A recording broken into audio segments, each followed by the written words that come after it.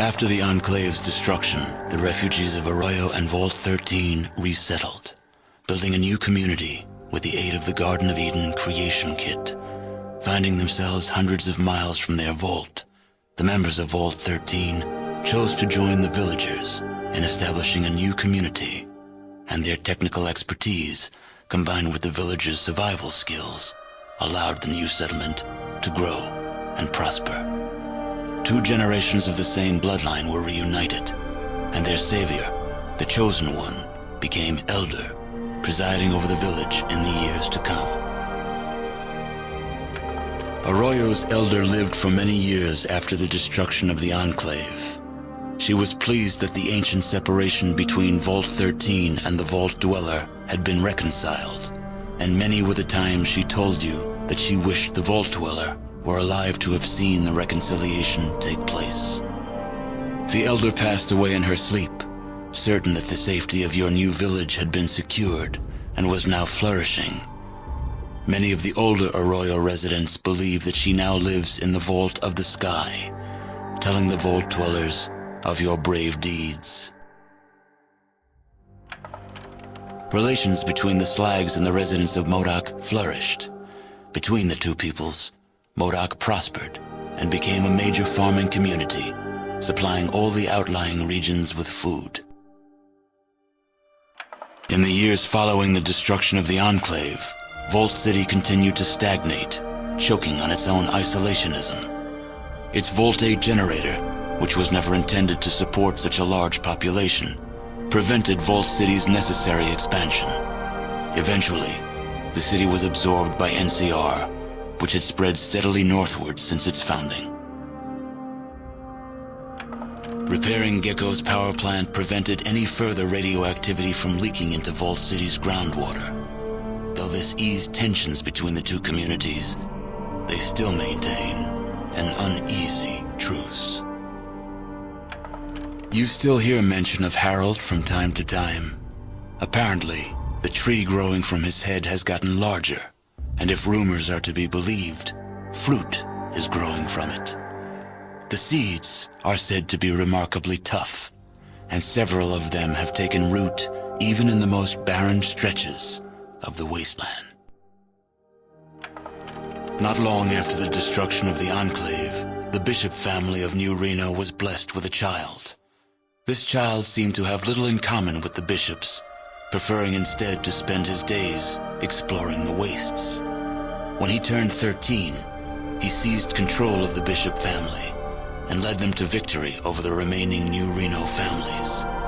He died quietly in his sleep at the age of 73, never having known his real father. The Bishop family of New Reno rose to prominence over the next few years, forming a strong political alliance with the new California Republic and Vault City. Many mysterious deaths and closed-door proceedings surrounded the formation of the alliance, but in the end, New Reno became part of the civilized world. The other families were soon absorbed, and New Reno became a prime tourist location for the new republic. In the decades after the alliance, several bishops rose to political power and were instrumental in the passage of several amendments protecting gambling rights and prostitution. With their jet production halted with the discovery of a cure, the Mordino family quickly lost ground in New Reno and were absorbed by the other families. Most became enforcers or slaves, and the name Mordino was soon forgotten. Within a year of the Enclave's destruction, the Wright family turned from criminal activity to legitimate pursuits. Several schools and churches were established in New Reno, along with a law enforcement body that crippled the influence of the families.